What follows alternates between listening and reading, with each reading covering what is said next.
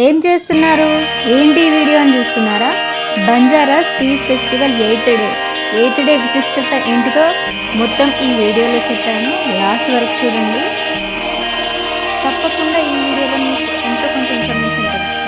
Thanks for watching.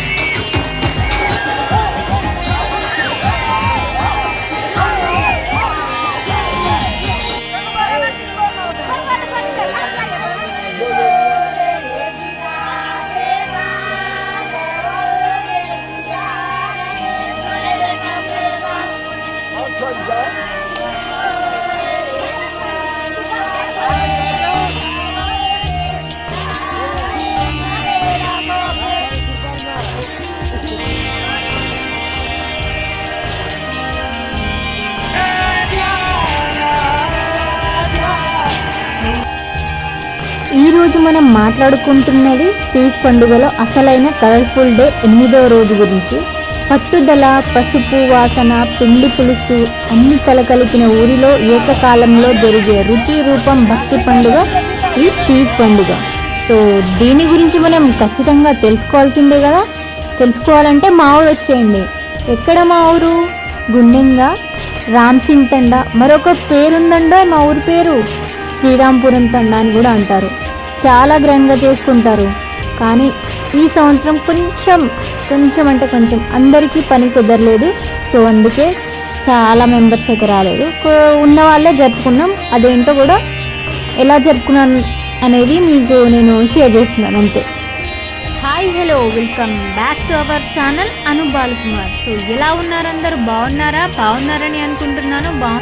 ఈరోజు 8వ రోజు గురించి తెలుసుకుందాం. 8వ రోజు డమోలి అంటారు. డమోలి అంటే అమ్మవారిని ఆహ్వానించి పూజించడం అన్నమాట. సో ముందు రోజు 8వ రోజు ఆడపిల్లలు ఉపవాసం ఉంటారు అమ్మవారికి.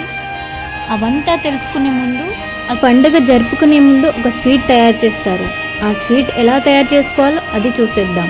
ముందుగా బియ్య పిండిని పట్టించి మెత్తగా చపాతీలు ఇలా రొట్టెలు చేసేయాలి. ఆ రొట్టెలు మరీ ఎక్కువగా కాల్చకుండా మెత్తగా కాల్చాలి. మెత్తగా కాల్చిన తర్వాత చపాతీని చిన్న ముక్కలు చేసి అందులో బెల్లం కలిపేసి ముద్దలాగా చేయాలి. దాన్ని చురుము అంటారు. ఇంటింటికి వెళ్ళి పంచాలి. దానికోసం ఇక్కడ మా అత్తయ్య అయితే ఇలా చురుము అని చెప్పాను కదా, అది ప్రిపేర్ చేశారు. దాన్ని చిటి తల్లికి, అది కూడా చిన్నపిల్లలు మాత్రమే ఎత్తుకోవాలి. చిన్నపిల్లలు అంటే చిన్నపిల్లలు కాదు, పెళ్ళి కాని ఆడపిల్లలు అనమాట. సో అమ్మవారిని పూజించేది పెళ్ళి కాని ఆడపిల్లలు. సో ఇది చిట్టి తల్లికి మాత్రమే సెట్ చేసి ఇలా పెట్టింది. సో ఇప్పుడు మనం అమ్మవారి విశిష్టత తెలుసుకుందాం. అసలు బంజారాస్ ఈ అమ్మవారిని ఎందుకు పూజిస్తారు, ఎలా పూజిస్తారు అనేది, అమ్మవారు అసలు ఎలా వెలిసారు, అమ్మవారిని అసలు ఎందుకు పూజిస్తారు, అమ్మవారిని ఆడపిల్లలు మాత్రమే, అదే పెళ్ళి కాని ఆడపిల్లలు మాత్రమే ఎందుకు పూజిస్తారు, అవన్నీ మొత్తం ఈ వీడియోలో తెలుసుకుందాం.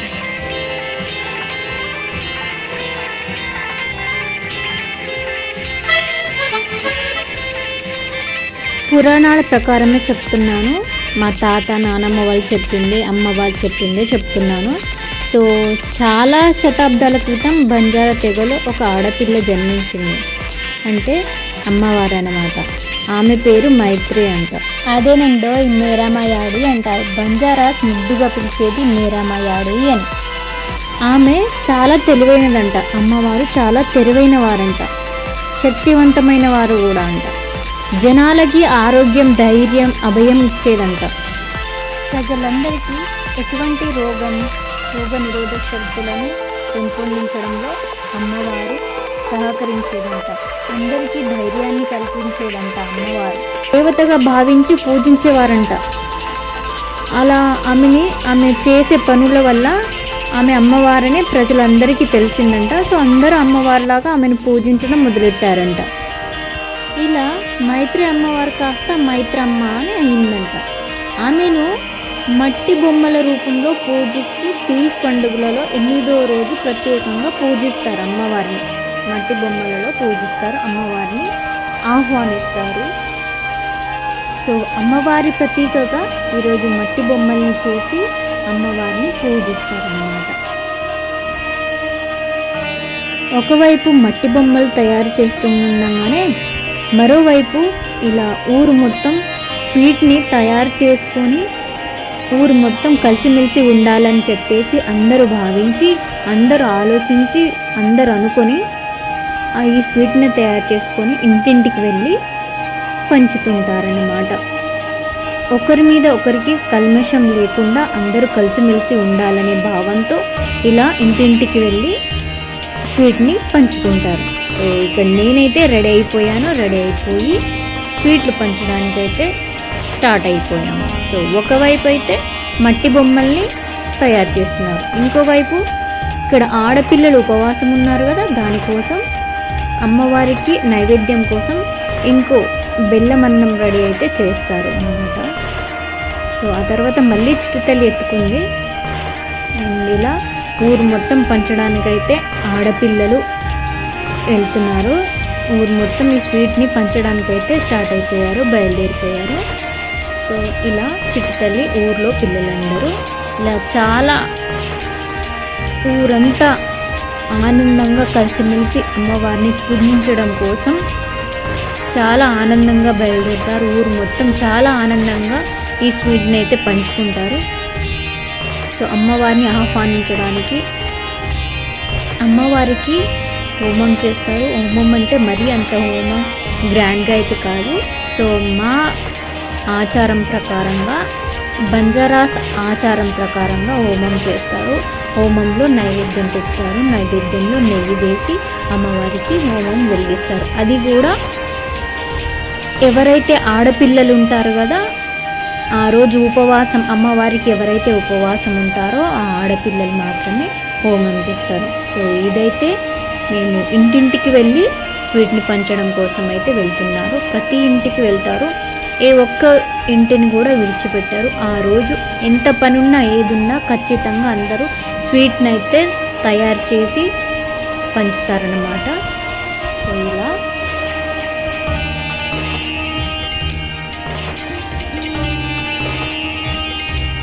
ముఖ్యంగా ఆడపిల్లలైతే చాలా సంతోషంగా, చాలా మహిమతో అమ్మవారిని చాలా భక్తితో కొలుస్తారు. నిష్టగా ఉపవాసం ఉంటారు ఆడపిల్లలు. మా ఊర్లో వీళ్ళ ఆడపిల్లలు చాలా నిష్టగా ఉన్నారన్నమాట ఉపవాసం అమ్మవారికి. సో స్వీట్లు అయితే ఇలా పంచుకుంటారు ఊర్లో అందరూ కలిసి. ఆ రోజు ఎవరి మనసులో ఎటువంటి కల్మషం లేకుండా ఆనందంగా ఉంటారన్నమాట. ఆనందంగా అమ్మవారి పూజ చేసుకుంటారు.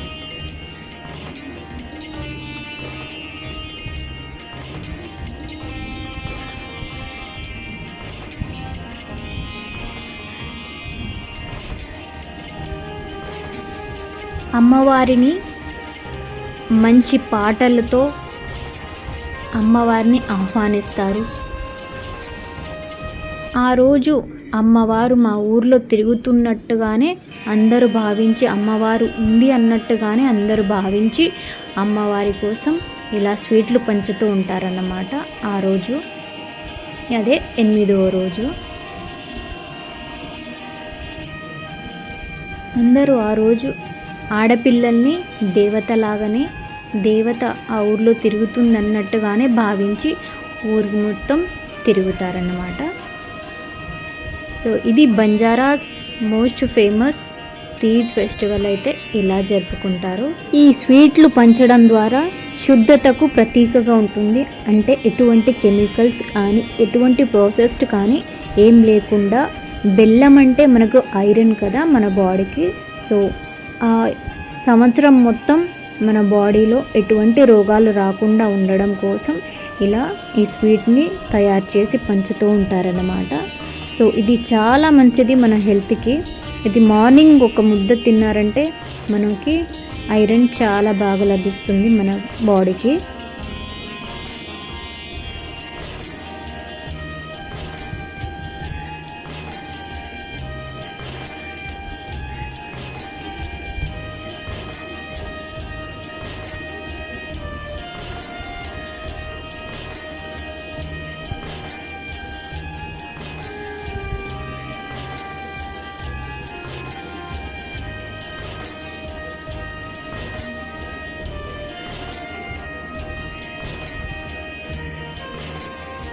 ఏ ఒక్కరు మిస్ అయినా కూడా అందరూ కలిసిమెలిసి అందరినీ కలుపుకొని ఈ అమ్మవారిని పూజిస్తారన్నమాట.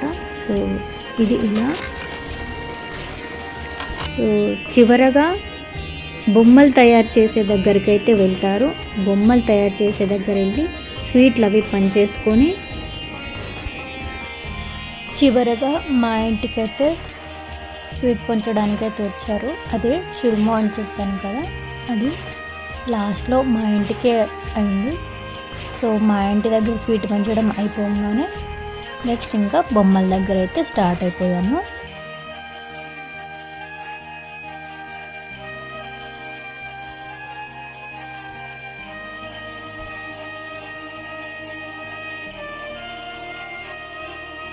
స్వీట్లు అవి పంచడం అయిపోగానే బొమ్మల దగ్గరికి వెళ్తారు. బొమ్మలు ఇలా ప్రిపేర్ చేస్తారన్నమాట.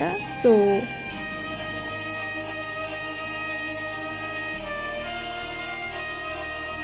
ఏ ఒక్క ఇంటిని విడిచిపెట్టకుండా ఇంటింటికి వెళ్ళి స్వీట్ని పంచడం అయితే బంజారాస్ ఆనవాయితీ అన్నమాట.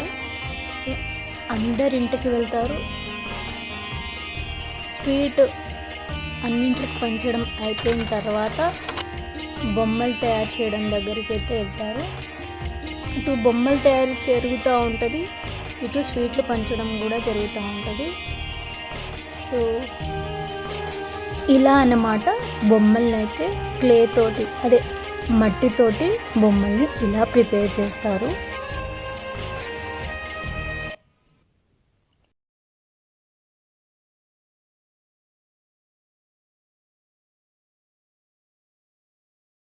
ఈ మట్టి బొమ్మల్ని తల మీద ఎత్తుకొని డప్పుల దరువుతో ఆనందంగా గుడి దగ్గరికి తీసుకెళ్తారు.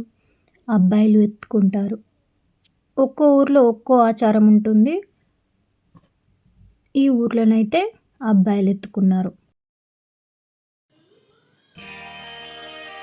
అసలు ఈ బంజారాస్ ఎందుకు ఈ మట్టి బొమ్మల్ని పూజిస్తారంటే,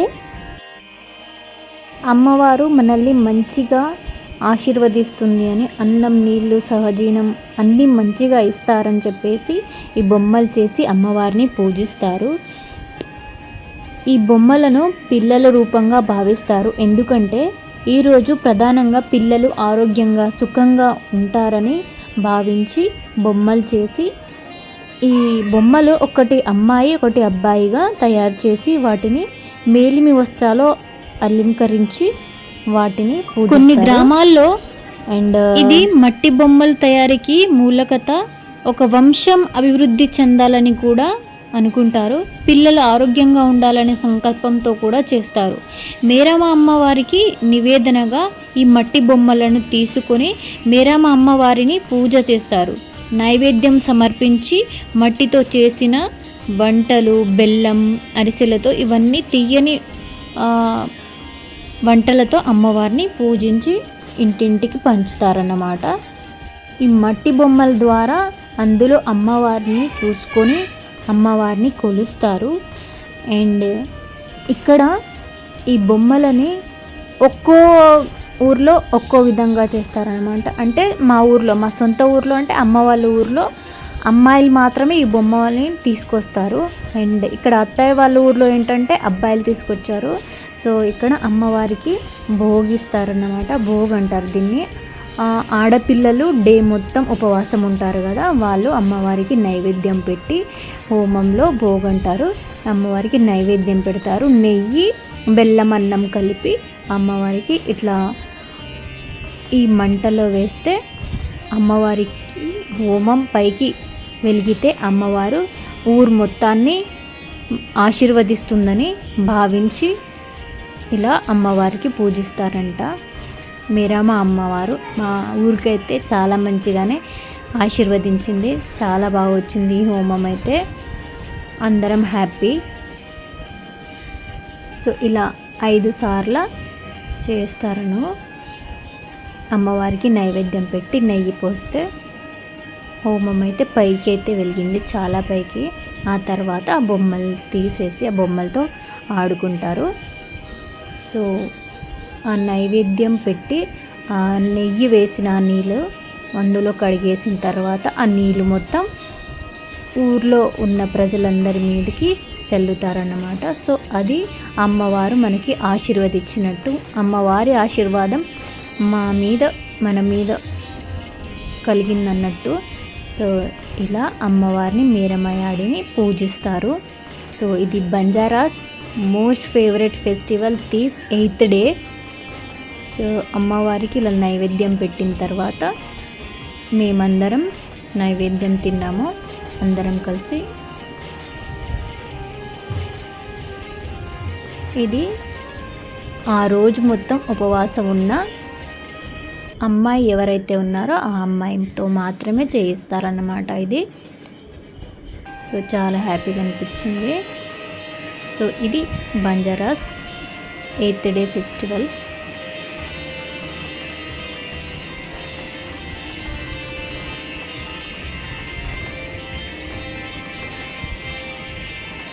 సో ఇక్కడంతా అమ్మవారి పూజ అంతా అయిపోయిన తర్వాత నీళ్ళందరి మీద చల్లిన తర్వాత మేమందరం అయితే నైవేద్యం తిన్నాము, అమ్మవారిది ప్రసాదం తిన్నాము.